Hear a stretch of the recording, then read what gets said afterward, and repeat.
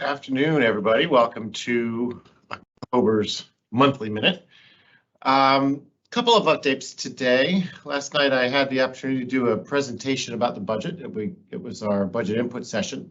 It was a live presentation at Patterson Mill, but it was recorded, and so that recording should be up probably by the end of the day today, along with the slides that I used.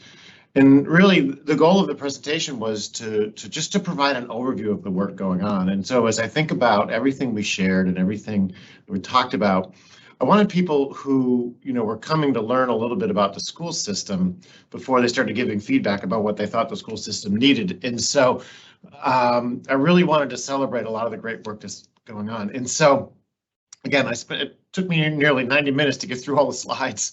I don't usually speak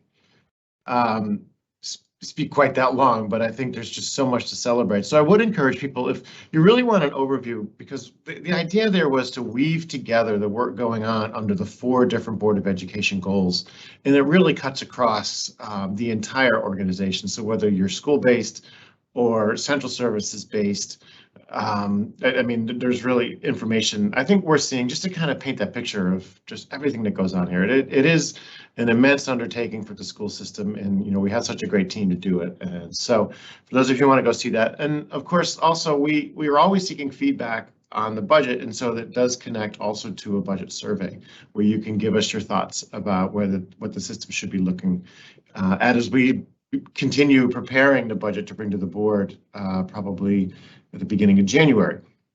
So moving on, I'll stick with the work stuff for now. Yesterday, the Accountability and Implementation Board for Maryland's Blueprint released their first part of the template for the work that we're going to need to submit. So we need to prepare our plan for how we're going to be executing the blueprint. And I know for a lot of people, it maybe isn't touching your day-to-day just yet. There's probably things that have happened with the blueprint that actually have impacted your world, but maybe you don't recognize it as such.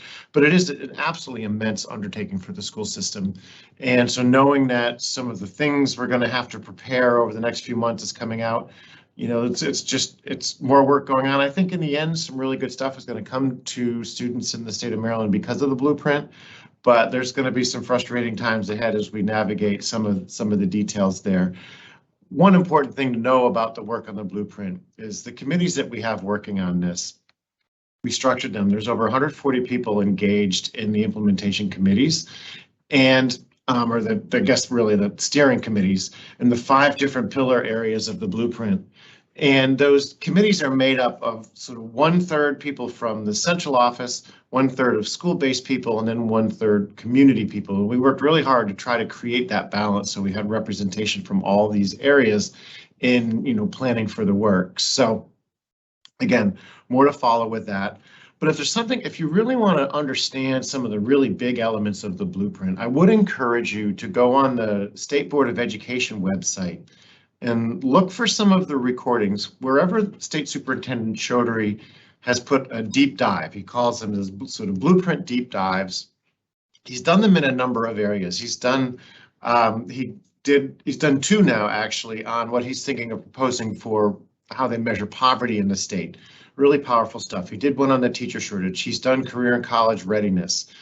If you want to understand the thinking that's kind of driving some of the work, and I mean, when you hear some of the things he says, you would find you'd see echoes of that in the work we're doing here in Harford County, because we're trying to stay aligned with that work. But he does a really good job of laying this out. So if there's topics around that really interest you, I would encourage you to look at the State Board of Ed website. I find that it's just easiest to go in under the agendas for the various state board meetings, and then you can find his materials and you can find the recordings there for that. All right, so looking forward, we're moving into November, which is Safety and Security Month. And I have to say, we're still in the middle of doing our school visits. And one of the questions that we always ask is, how's it going with if you're in a secondary school, your safety liaison, or, in every school, how is it working with your new regional coordinators. And we're just hearing such great stuff. The problem solving that's happening, the support that the schools are receiving, so really celebrating this new safety team. And we've always had such a great relationship with our SROs, but to now have this additional resource and just hearing all the great things that are coming back. So, thank you for the people who share the great work, but we also want to, acknowledge our folks who are working in safety and security, particularly as we go into November, Safety and Security Month. And I understand there's going to be videos and other things coming on social media. I think so. Definitely be looking forward to those to hear from some of the folks about the work.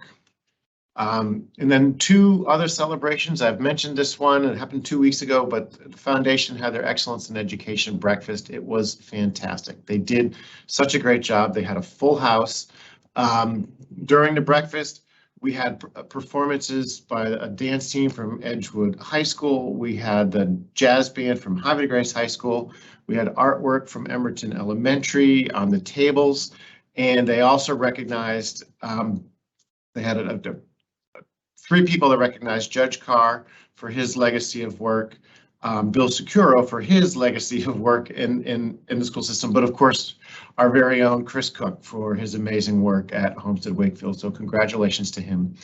And beyond those celebrations, the highlight for me was really going out, because we had, and I need to thank Mr. Limpert and Mr. Connolly for organizing this. We had representatives from nearly all of our magnet programs, and I had the time in my schedule, so I had the chance to go and talk to every student at those tables, and just to hear from the kids in our programs what they're doing, how impressive they are. Their programs are fantastic. I mean, hearing those experiences was truly inspiring. And so, just learning what's happening in our schools from those students and the amazing things that's happened, I absolutely enjoyed that. And so, again, just being aware of all the great things we have here. So I want to close with a congratulations to Bel Air Elementary School. They are October's family-friendly school. It's the first family-friendly of the year. And they were actually runner-up a few times, so it was nice to see them pull ahead and win. We've had that happen a couple times last year as well, where we had schools that were coming in second and third over and over again, and then they finally got it. So it's exciting for Bel Air because they were close a few times, but they finally pulled through. And so I would just remind people that particularly the 2 things that apply to all staff. We have our bow tie breakfast, where colleagues who work in central office, or anyone who doesn't work in central office, can nominate central office, and that's all essential services, not just the people in the Roberti building, but can nominate people for recognition for really any really outstanding act of customer service, or just for doing something fantastic. So if you have someone you'd like to recognize, remember bow tie if it's a central services person. And then for school-based people, our equivalent recognition is the Limelight program we use. So it's so nice to see people every month that we're able to recognize. And what's great about it is those recognitions come from colleagues. And so again, always trying to pass along this culture of gratitude and perpetuate that within the system. So we're so thankful for our employees, and thank you for tuning in to this month's Monthly Minute, and I'll see you again in November. Take care.